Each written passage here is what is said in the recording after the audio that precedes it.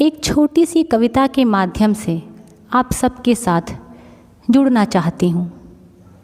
तो मेरी कविता को ध्यान से सुनिए और उसके बाद ये सोचिए कि मेरे विचारों से आपके विचार कितने मेल खाते हैं। कविता का शीर्षक है स्मार्ट मम्मियाँ। तो सुनिएगा। कभी घर की चौखट पर बचपन जिम्मेदारियों से मिलता था।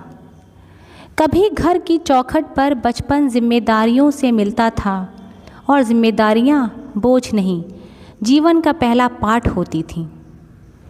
10-12 साल का बेटा हाथ में थैला लेकर बाज़ार चला जाता था। कभी 2 किलो आलू, कभी प्याज, कभी दाल, तो कभी नमक तेल लेकर आ जाता था। गलती भी होती थी, कभी हिसाब कम या ज़्यादा हो जाता था, लेकिन उसी गलती से समझ बढ़ती थी। उसी रास्ते पर चलकर आत्मविश्वास जन्म लेता था। 14-15 साल का लड़का साइकिल पर गेहूं लादकर चक्की तक चला जाता था। खेत में पिता के लिए रोटी पहुंचा देता था और लौटते लौटते घर की 2-4 जिम्मेदारियां भी निभा लेता था। उधर बेटियां भी कहाँ पीछे थीं। माँ के साथ अलमारी के कवर बदलती थीं, फूलदान धोती थीं, घर सजाती थीं, रसोई में छोटी छोटी बातें सीखती थीं। धीरे धीरे चलना सीखती थीं, घर चलाना सीखती थीं और बिना किसी घोषणा के जीवन जीना सीख जाती थीं। फिर वक्त बदला, सुविधाएं बढ़ीं, साधन बढ़े, लेकिन न जाने क्यों जिम्मेदारियां घटती चली गईं। आज 12 साल का बच्चा मोबाइल की हर सेटिंग जानता है, लेकिन मोहल्ले की दुकान पर अकेले जाने में हिचकता है। 15 साल की बेटी पढ़ाई में तो आगे हो सकती है, लेकिन यदि उसे कभी रसोई में आने का अवसर ही ना मिले तो जीवन के कुछ अनुभव उससे दूर ही रह जाते हैं।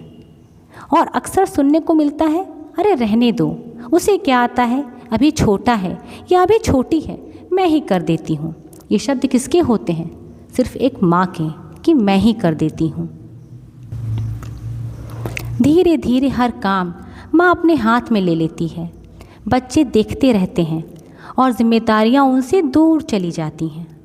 फिर एक दिन वही बच्चे 20 साल के हो जाते हैं। बाज़ार फिर भी माँ जाती है, बिजली का बिल माँ भरती है, छोटा सा सामान भी माँ ही लाती है और बच्चे बस बड़े होकर खड़े खड़े ये सब देखते रहते हैं। पर जिम्मेदारियाँ अभी भी उनके दरवाजे तक दस्तक नहीं देती। सवाल यह नहीं कि माँ काम क्यों करती है, सवाल यह है कि क्या हर काम अपने हाथ में लेकर हम बच्चों के हाथों से उनका अनुभव छीन तो नहीं रहे। बच्चों को केवल किताबें ही नहीं, जीवन भी पढ़ना चाहिए। उन्हें यह भी पता होना चाहिए कि घर कैसे चलता है, सामान कैसे आता है, हिसाब कैसे रखा जाता है। और परिवार का हिस्सा होना सिर्फ साथ रहने का नाम नहीं, साथ निभाने का नाम होता है। स्मार्ट होना बुरा नहीं है, लेकिन सबसे बड़ी स्मार्टनेस हर काम खुद कर लेना नहीं, बल्कि बच्चों को इतना सक्षम बना देना कि वो अपना काम स्वयं कर सकें। क्योंकि जो बच्चा बचपन में छोटी जिम्मेदारियां उठाना सीख जाता है, वही बड़े होकर बड़ी जिम्मेदारियां निभाने का साहस भी रखता है। आइए बच्चों को केवल सफल नहीं, सक्षम भी बनाएं। उन्हें केवल डिग्रियां मत दीजिए, जीवन के अनुभव भी दीजिए।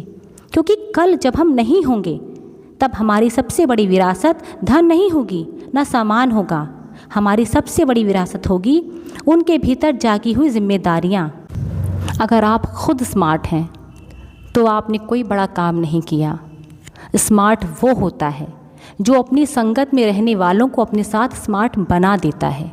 एक टीम का लीडर अच्छा वो माना जाता है जो खुद लीडर है, सक्षम है, लेकिन अपनी पूरी टीम को, अपने पूरे मैनेजमेंट कमेटी को अपने साथ रखकर उसे सक्षम बनाए, उसे स्मार्ट बनाए। तो मेरी बात आपको सही लगी या गलत, प्लीज़ कमेंट ज़रूर कीजिए। स्वस्थ रहिए, मस्त रहिए, खुश रहिए और अर्चना को याद करते रहिए। Have a nice time.